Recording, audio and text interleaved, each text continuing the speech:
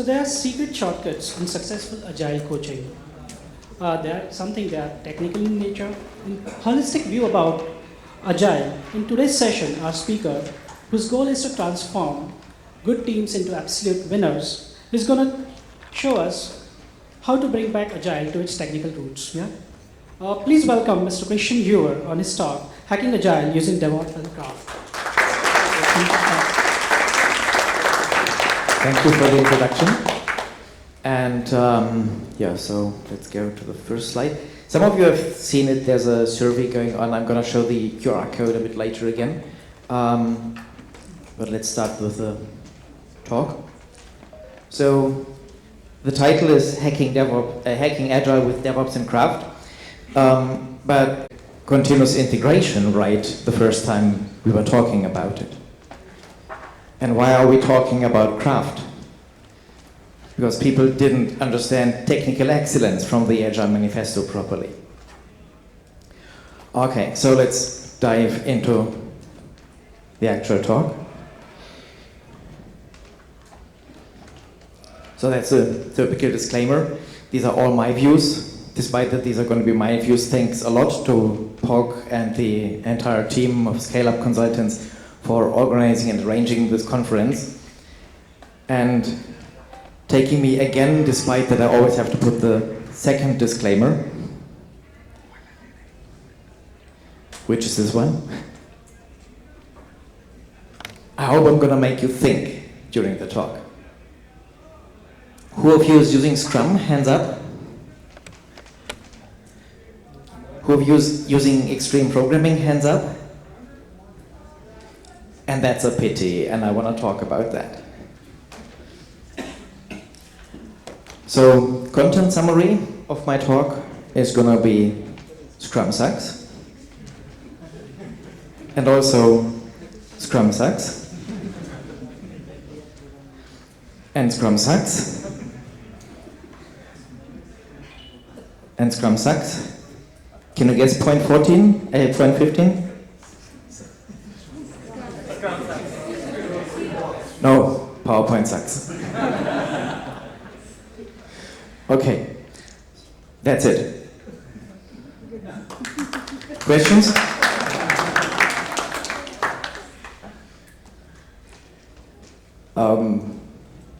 Is he crazy? Or maybe he's up to something. Yeah.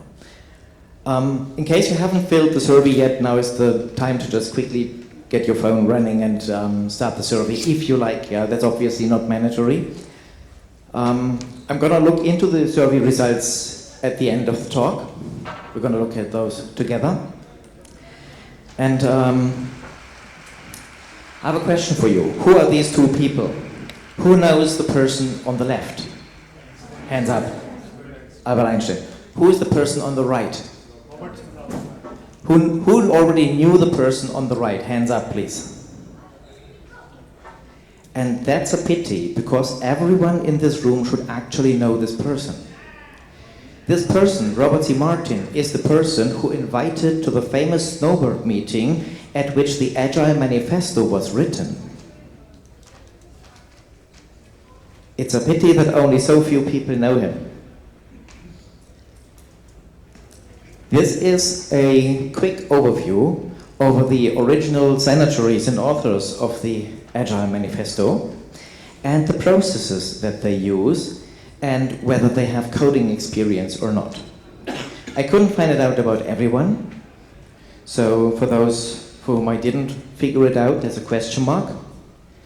But as you can see, only 3 of them were using Scrum. The others were using other methods, and the dominant method of the time was extreme programming. So what happened? So why are we all using Scrum? There's a nice video, but I'm gonna skip that because internet is too slow. So this is the overview of the trend from Google since 2004.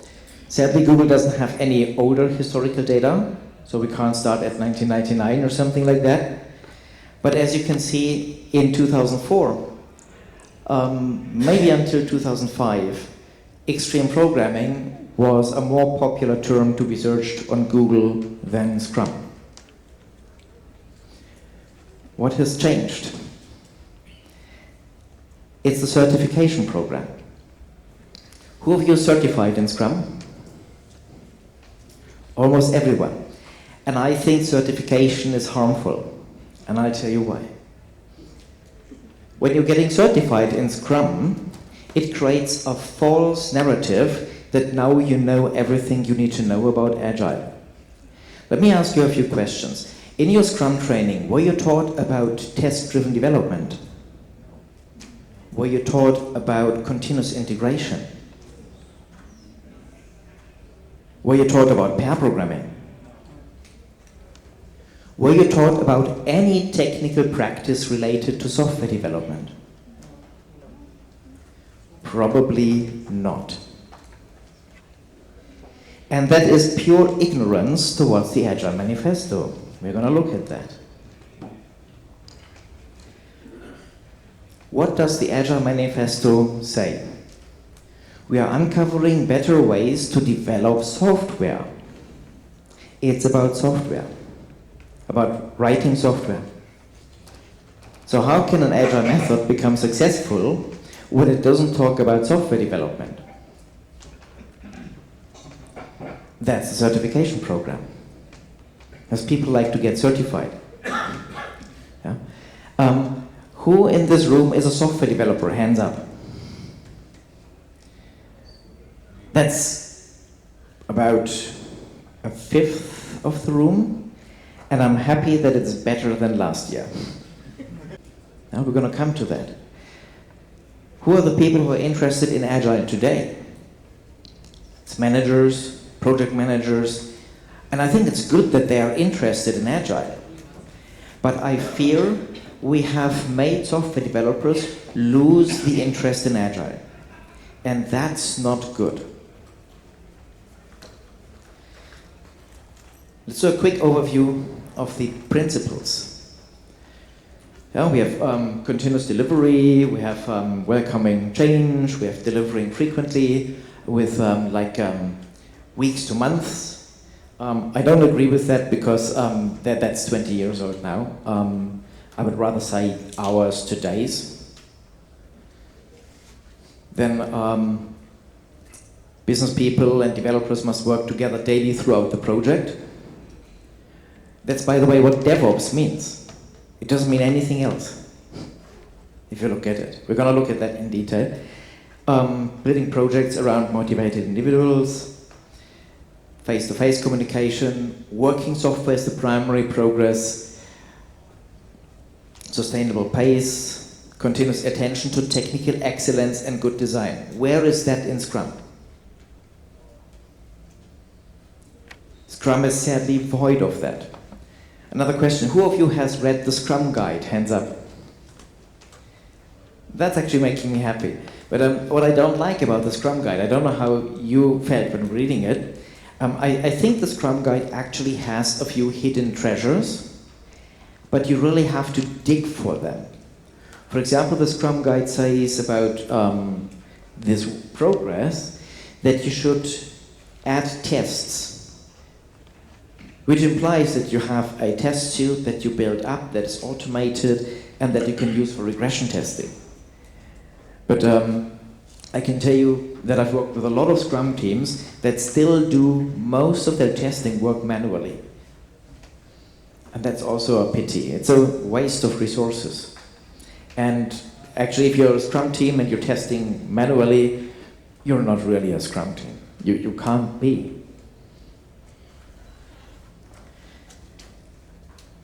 That's why I say Scrum is to be considered harmful. Yeah, it made us lose sight on other aspects of Agile. When we were talking about Agile originally, we were talking about what I mentioned before, pair programming, continuous integration, test-driven development, continuous refactoring. These were things we were talking about in the year 2000. How much are we talking about these things today in order to improve our projects? So that's a quick comparison between Scrum and extreme programming. Now, if you're curious about could you switch from Scrum to extreme programming, would you lose anything? You wouldn't lose anything. Everything that's there in Scrum is also completely included in extreme programming. You have your planning game, you have a product backlog, you have your user stories, you have your sprint backlog, you have your roles. They're labeled slightly differently. Like Scrum Master is becoming the XP coach, the product owner is becoming the on-site customer, but all the roles are still there.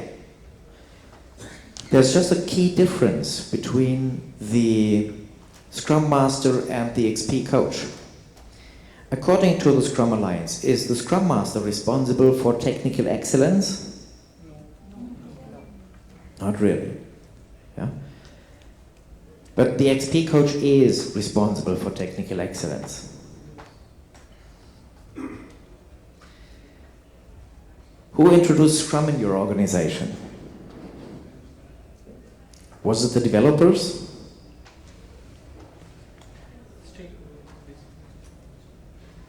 Or is it rather like that? Yeah?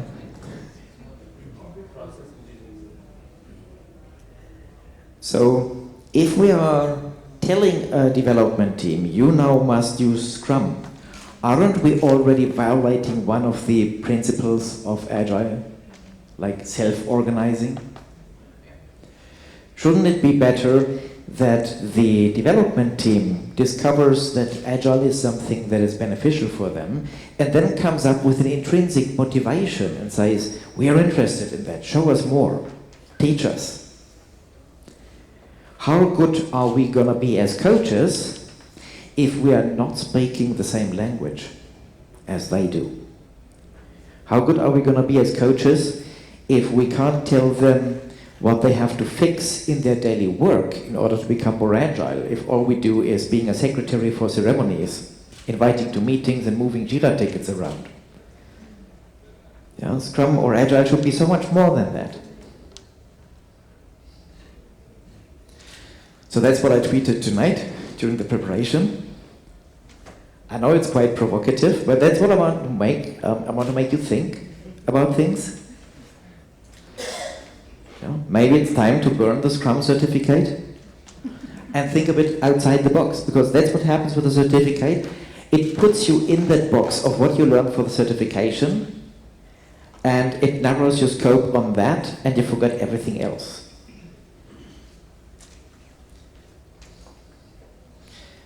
Has any one of you heard the term flaccid Scrum? Who has heard of flaccid Scrum before? Hands up. Nobody? The blog article Flaccid Scrum is written by a regular visitor to Pune, Martin Fowler. Who is Martin Fowler? ThoughtWorks. Developers regularly use a word that was coined by him. He invented that word. That's refactoring. He wrote the book Refactoring. Can you be agile without continuous refactoring? Yeah, you can't. I'm gonna see why. So when you do not pay attention to technical practices, then Martin Fowler says that your work becomes like a tractor pull. Does anyone know what a tractor pull is? It's a race where you have a, yeah? Thank you. You take the biggest truck you have and try to pull basically a big rock, a big block of concrete. Yeah, and what happens when you try that? Well, or the tractor burns, or sometimes you manage to move it a little bit. Yeah, sometimes you manage to move it, but what happens when you try to move a large rock or large block of concrete through mud with a tractor? The block gets heavier because it accumulates all the mud in front of that block or rock. So every further centimeter becomes more and more difficult to move until the tractor gets stuck. And a lot of Scrum teams that I've worked with have basically that situation. And a lot of my clients that I'm working with, like banks mostly, they have a problem with their legacy projects. You know, they think they are going to introduce Agile and it's going to make things better. And then they find out it doesn't. Because they introduced just Scrum.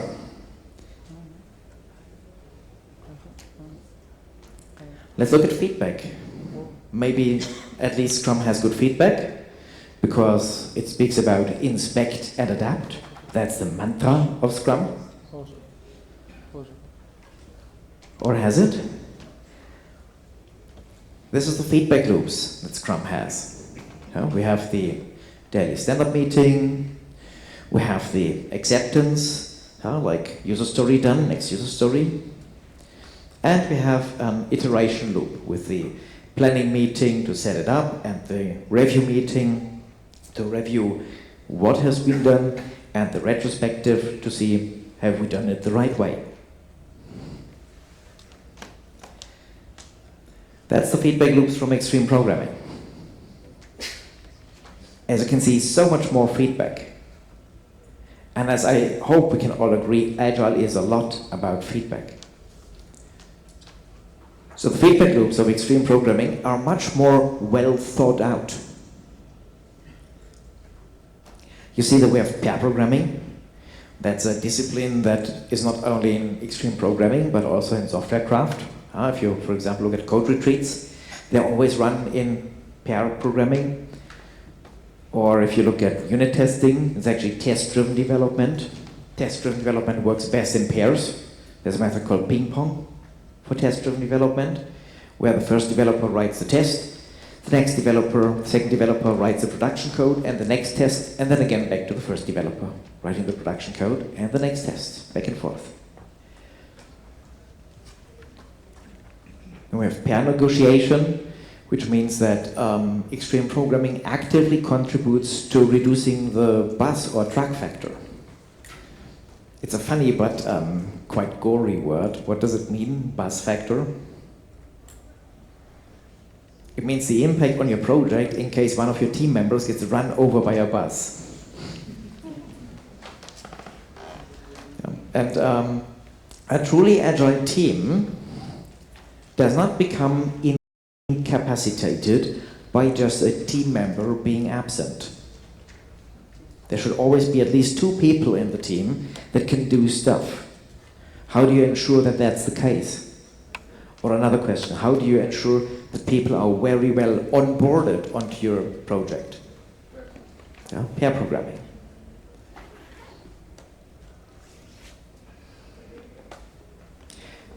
When we look at the value system, extreme programming had a value system ever since. Scrum finally got one.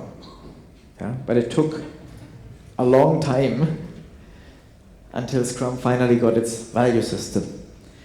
I like both value systems. For me, one of the most important things about the value system is that it includes courage. Courage is very important for software development teams. Software development teams that have courage can move fast.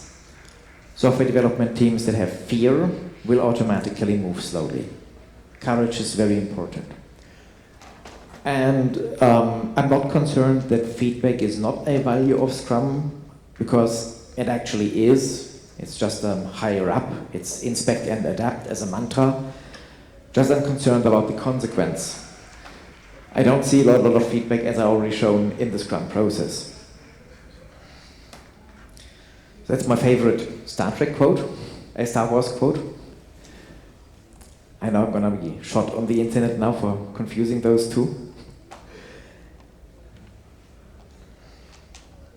You want that your team can move fast.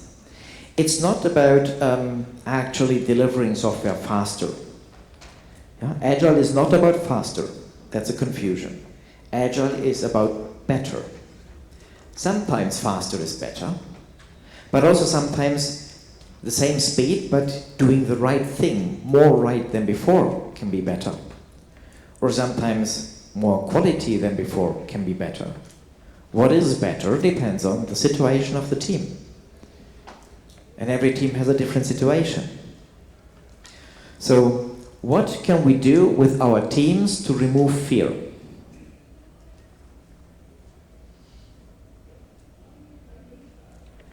Well, let's first think, what type of fear do we want to remove? Failure. Fear of failure? What type of failure? The software may not end with the Not meeting the iteration goal? quality of delivery. Quality?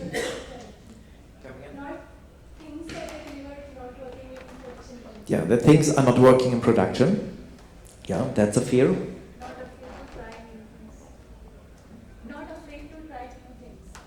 Yeah, fear of trying new things. Most important fear of failure or fear of doing something wrong. Come again, please. Fear of doing something wrong by the team. Fear from management. I'm afraid it's not part of the topic talk. But all the fears that you've mentioned are fears that teams have. Fear of management is something we can discuss on the podium after the talk, the discussion session. About the others, test-driven development is a practice that can remove most of that fear. Why does something not work in production? It wasn't tested well enough. Or why does code rot? What does it actually mean that code rots? It means that the quality of code degrades over time. It's one of the things that I mentioned with the picture of the tractor pull. Code rots by a lot of different ways. I'm not going to go into the details of that, but what does a team have to do in order to compensate or fight against code rot? It has to refactor code. But how do you know when you refactor code that you didn't actually accidentally break it? You need tests. What is the definition of unit test? Yeah, fast. Very good. Unit tests are tests that run fast. A lot of people still use a definition like it's something that you run in isolation. I can tell you that's completely not important at all. The important thing is that I get fast feedback. The isolation aspect is only important for tests that are slow. Because there's one thing that I always want to know from a test run. What's broken? And when my test run is slow, I'm going to accumulate a large amount of change until I run my tests. And then I want to know what's broken. So I need isolation. When my tests are fast, then I can make a change, run the tests. Can make another change, run the tests. Can make another change, oh, tests are broken now. What broke it? The last change. My isolation is on time basis. Let's talk about pipeline in order to get Agile back to its roots. So, what are we actually trying to do? We're trying to deliver stuff to a group of people. That group of people has needs. These are the users or the operations, and they have requirements. So what do we do with them? We are experts, technical experts, process experts. We help them getting their requirements implemented by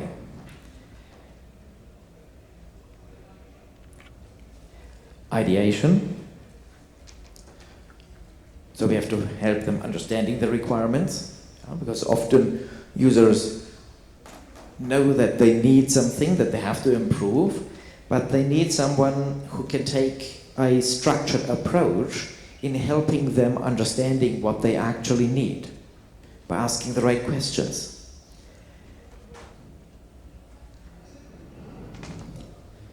And then we have development, providing the implementation, including the tests, and we deliver that back to the user. And I think no matter whether we want to deliver software faster or with fewer defects or with higher quality, we want this cycle to spin faster.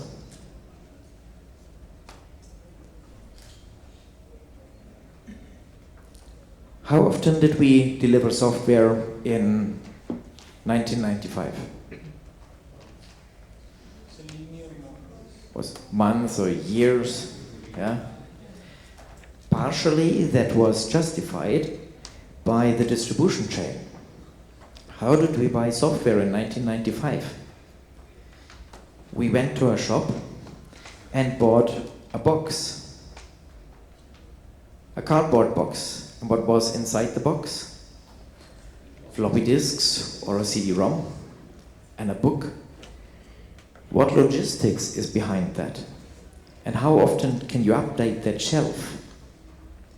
There was a time when slow releases were needed or mandated by the way how we distributed software. At that time, slow release was justified. How do we distribute software today? Download. Yeah. How often can we update a download? There's no limit to that. Yeah? You can download it every few minutes if you like. Yeah? Maybe your users wouldn't like a too high update frequency. Yeah? And there's different types of users. For example, for me, I think the update release frequency of Java, like every 6 months, that's still far too slow. And some of my clients that use Java, for them, every 6 months is totally crazy. They can't cope with that speed. They're still on Java 8, some of them even on Java 7 or Java 6. And that despite that those are already end of life. Okay, another thing that I want to show you is how does your board look like? Does it look like this? Oh, we have a column to do, in development, in review, in test, in deployment, done. Is it a good board or is it a bad board? Who thinks it's a good board? Hands up.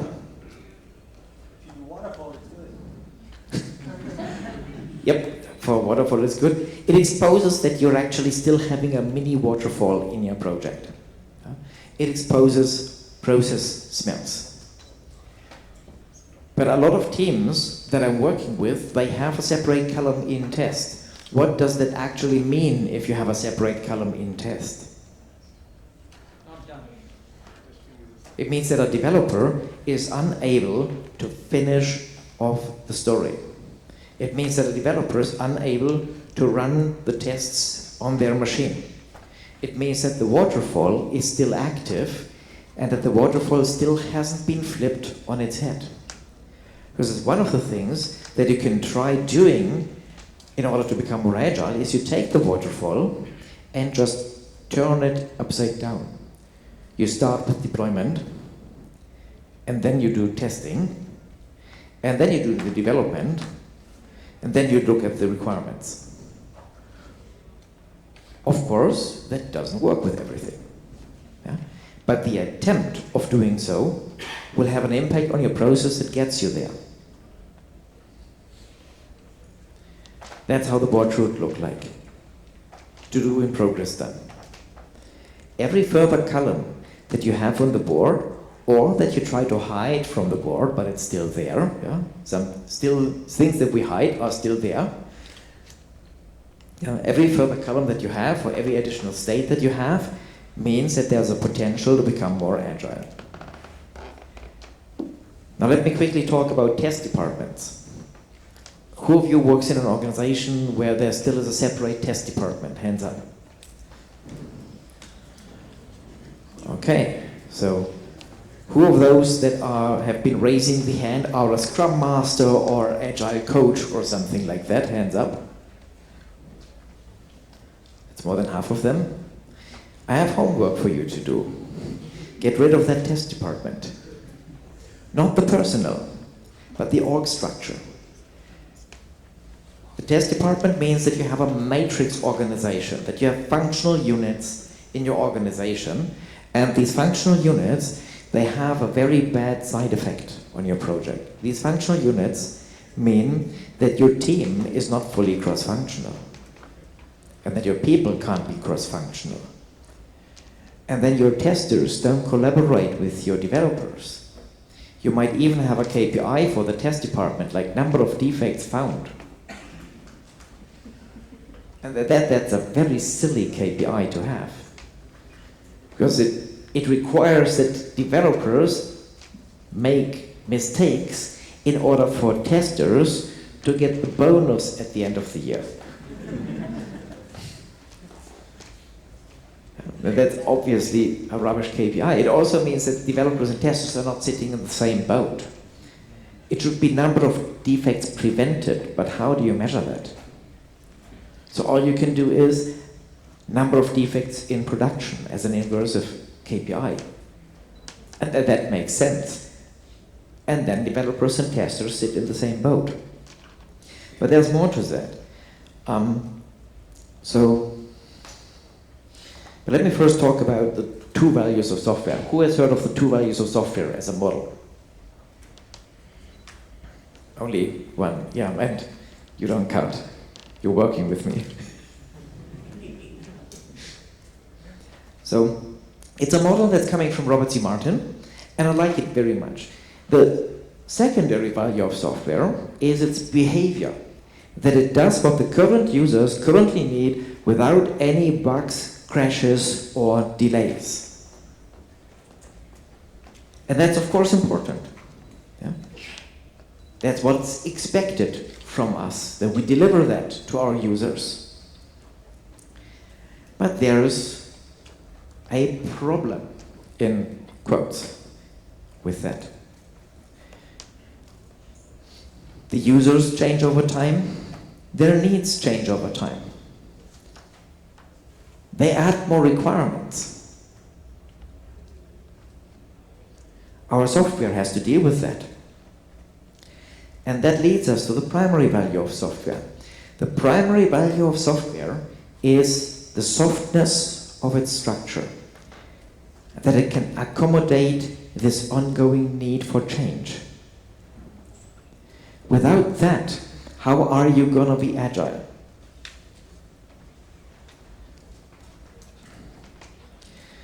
Let's quickly talk about, yeah?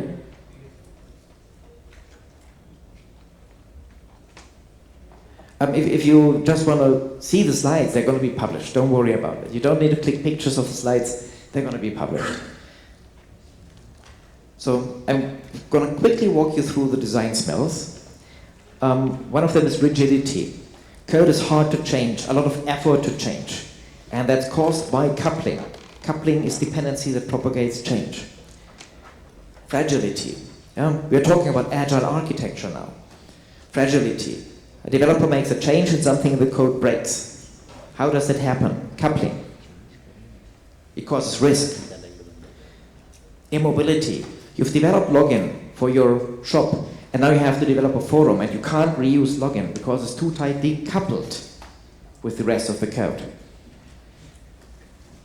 And viscosity. In general, a slow process, like manual tests or something like that. So most of these are caused by coupling. And what can you do to reduce coupling? Your team has to refactor. It has to refactor continuously. How does it refactor safely? Only with tests. This shows you how important test-driven development is, because it has a tremendous influence on software architecture. It doesn't mean that it's the only thing that your team has to do for software architecture, but it's a tremendous help for software architecture. Because if something is testable, it is decoupled. There's a test automation pyramid that your team should implement, and only the minority of the tests should be acceptance tests. The majority of the tests should be unit tests. You only achieve that if you have test-driven development. You don't achieve that if you let your test department do all the testing work. They will write acceptance tests. Acceptance tests are slow, and then they're going to write as many of these tests as possible. If you're wondering why your release takes a week for the regression test, your test department is to blame. DevOps. That's what Ron Jeffries says about DevOps. Who is Ron Jeffries? He's one of the creators of extreme programming, and he is one of the original authors and signatories of the Agile Manifesto. He says the complete definition of DevOps is the developers have to wear the beeper. What does it mean? If there's a production incident, the development team has to come to know, and the development team should be the one fixing it. For that, deployment has to be automated. No manual deployment. That's the layers, but I'm gonna skip them. So we discussed a couple of bottlenecks for Agile, and I hope that I've given you a lot of input that you can process and bring back to your workplace and to your teams and talk with them about that, like continuous refactoring, test-driven development, to make sure that your team does not end up with flaccid Scrum in a tractor pull, and that it helps your team to remove fear. Of course, Scrum doesn't really suck. Scrum alone sucks. But if you combine Scrum with the other practices, then Scrum can actually rock. Then Scrum can be very awesome. But also, let's be honest, if you start combining Scrum with other things, like technical practices, what do you end up with? Extreme programming.